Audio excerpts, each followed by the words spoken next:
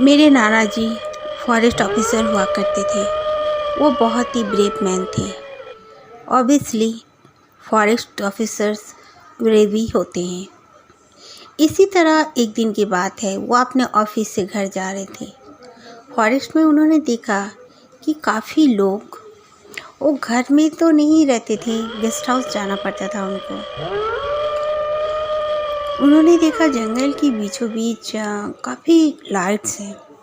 वो समझ नहीं पाए कि किसका ये लाइट है। इस जंगल में इतने रात गए, कौन है? ड्राइवर था उनके साथ और उनका एक कुक भी उनके साथ था।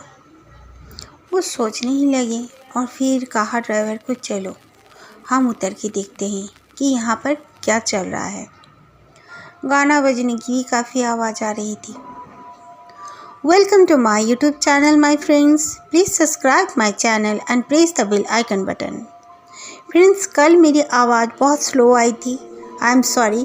उस स्टोरी को मैं फिर से रिपीट जरूर करूँगी। दादाजी सोचते हुए जब आगे बढ़ ही रहे थे अपने ड्राइवर के साथ, तो एक बूढ़ा इंसान आया, बुज़ुर्ग इंसान आकर दादाजी को कहा, चलिए चलिए, आपका ही हम लोग इंतज़ार कर रहे थे।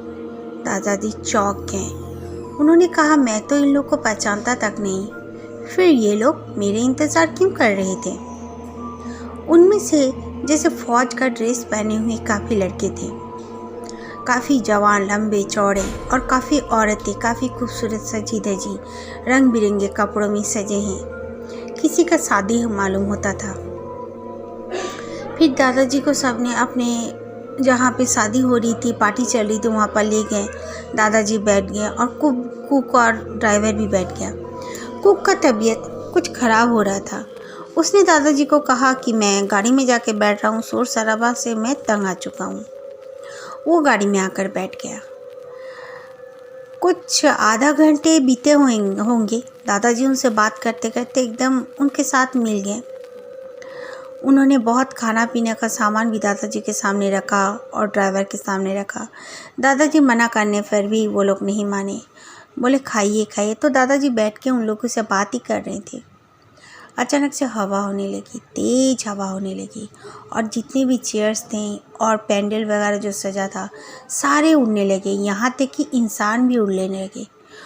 जैसे उड़ रहे थे जैसे कि मानो सूखी पत्ते हों। और कोई चिल्ला के बोल रहा था, इन लोग को छोड़ना नहीं, इन लोग को पकड़ो, जल्दी से पकड़ो। और मेरे दादाजी काफ़ी डर गए। वो डरने वालों में से तो नहीं थे, लेकिन उस तरह का सीन देखकर वो काफ़ी डर गए और उनका ड्राइवर भी डर गया। मेरे दादाजी जल्दी से अपना कुछ मंत्र पढ़ने लगे, गायत्री मंत्र पढ़ने लगे और फिर बजरंग बली का चालीसा। देखते ही देखते सब कुछ ख़त्म हो गया, हवा भी रुक गया और वहाँ पर कुछ नहीं था, अंधेरा और सन्नाटा के अलावा। और जो खाने का सामान उन लोगों ने प्लेट्स में सजाए थे, वहाँ पर पत्थर गिरे हुए थे, कुछ भी नहीं था। दादाजी ने ये देखकर वहाँ से भागने का ही मुनासिब समझा। दादाजी ने कहा, यहाँ से चलो, कल सुबह आके हम लोग पता करेंगे कि ये क्या चीज़ था। ड्राइवर और दादाजी जब आए कार में तो देखा वो कुक बेहोश पड़ा हुआ था। वो लोग जल्दी से गेस्ट हाउस के ओर चले गए। गेस्ट हाउस में पहुंचने के बाद जाके सांस लिए, और कुक का और वो जो ड्राइवर का, उन लोग का तबीयत इतना ख़राब हुआ कि कम से कम 2-3 महीने उन लोग का तबीयत बिगड़ा रहा। बुखार ठीक होने का नाम नहीं लेता था और फिर उन लोग का तबीयत काफ़ी ख़राब हो रहा था। वहीं पे सामने में गांव थे। वो गांव में कई तांत्रिक बाबा भी रहते थे, उन लोग के पास भी ले जाना पड़ा था। उसके बाद वो दोनों ठीक हुए। लेकिन गॉड ब्लेस, मेरे दादाजी को कुछ प्रॉब्लम नहीं हुआ था।